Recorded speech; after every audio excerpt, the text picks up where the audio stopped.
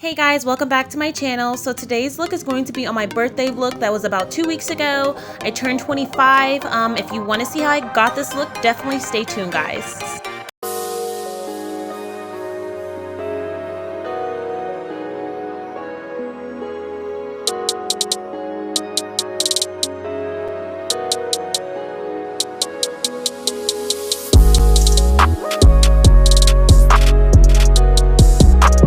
Okay guys, this video is going to be another video where I go ahead and let it play through, but I wanted to go ahead and add this. I didn't technically get to do the look that I wanted to do for my birthday due to the fact that I did run out of eyelash glue, so that's perfectly fine. We're just going to have a look that's going to be done without eyelashes. And then also another thing, I do apologize if I constantly keep turning around like that because I'm watching this really good movie. I forgot what it was, but I'm watching this good movie, so I do apologize for that as well. And I also do apologize for the lighting as well in here. My lighting is kind of odd. I'm in my mom's room. I was at her house doing my makeup, and so the lighting was fairly weird as well, and it kind of blurred out a couple of times, so I do apologize for that as well.